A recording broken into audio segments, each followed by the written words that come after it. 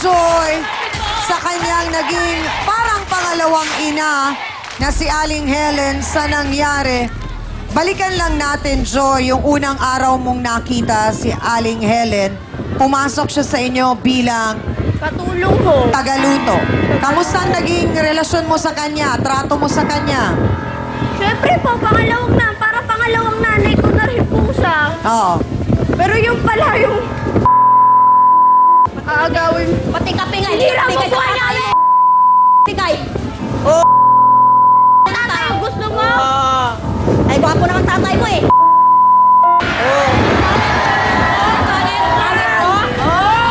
Inutot mo pa pera namin! Okay, sige, balikan lang natin si Joy. Dati kang nag-aaral, hindi ba?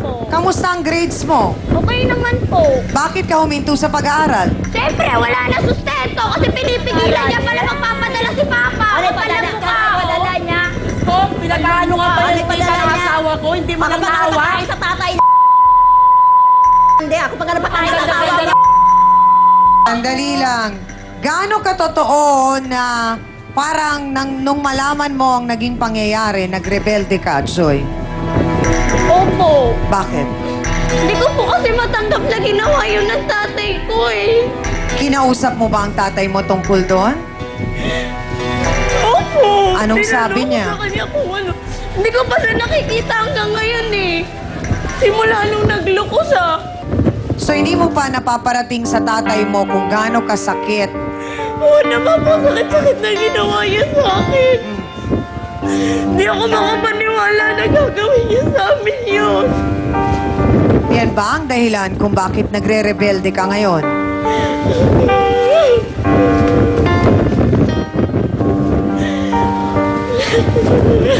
Tumatawag ka sa papa mo, di ba? Napag-alaman ko yun. Oh. Matawag po ako kay Papa. Kasi namimiss ko na nga siya, tapos hindi pa siya minsan na siya umuwi. Tapos, saglit lang kami nagkakasama kasi nga pumapasok ako. Tapos pag uwi ko, wala na naman siya kasi umalis na naman siya. Tumatawag ako kay Papa.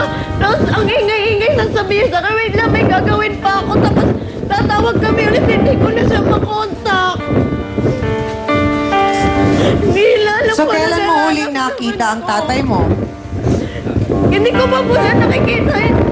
Ano, nagtutugid ikaw, wala ka ng paraan sa asawa mo. Tahimik ka! Sandali lang. Sandali lang! Ang ate! Yung kamay! Sige! Ngalay kayo. Tanungin mo tatay mo. Hindi ba alam niya na naman ko ngayon? Ibigay ko tatay sa inyo. Lakas ng loob mo, ha? Lakas ng loob mo! Talaga, wala ka dyan sa asawa mo. Hindi nga ho sapat na dahilan yun, Ate Helen.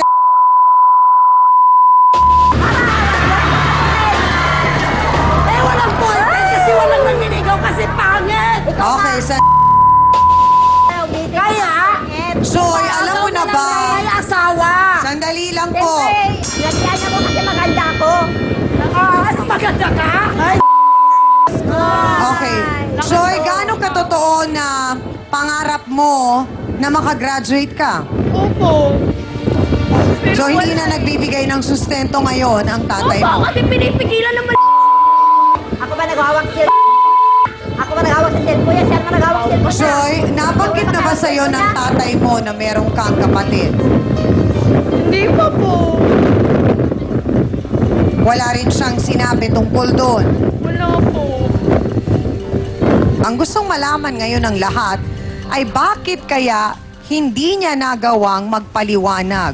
Para kasi nga sa kanya, wala raw pong kwenta.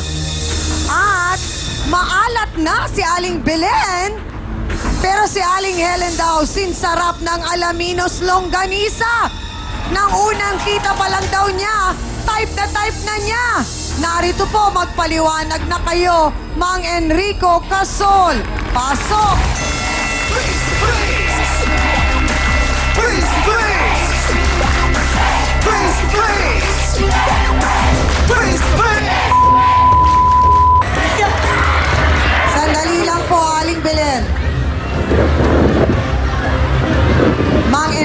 po, bago ko po kayo tinawag, naglabas ng sama ng loob ang inyong anak.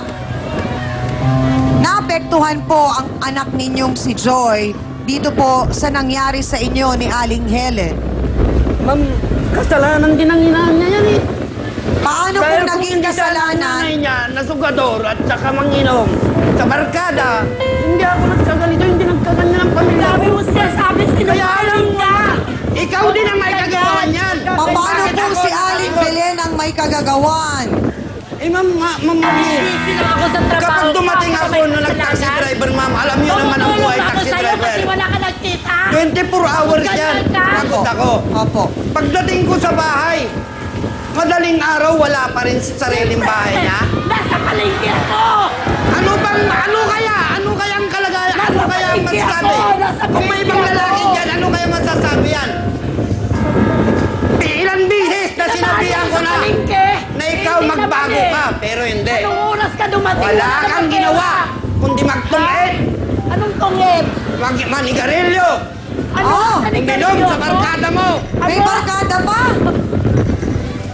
Pero diretsa ang tanong, Mang Enrico, sinabi daw po ninyo sa aming research team na namimiss nyo ang anak nyong si Joy. Siyempre, mamimiss ko yung anak ko dahil ininayon niya sa akin. Aho. Ngayon ko lang makita yung anak ko, ilang buwan, nawala sa tabi ko yung bata. Bakit ho, pinagbabawalan ho ba kayo na makita si Joy? Ilinayo niya sa akin, ma'am. Hindi ko alam kung saan napunta yung mag-ina na yan.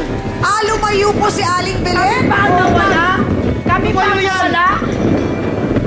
Samantalang ikaw yung hindi namin mapunta. Andyan lang kami. Kami yung mga anak ko. Kaming dalawa nag-uusap yan. Kaya lang kapag naghingi ng pera yan sa akin, alam niyo naman ang buhay ng taxi driver.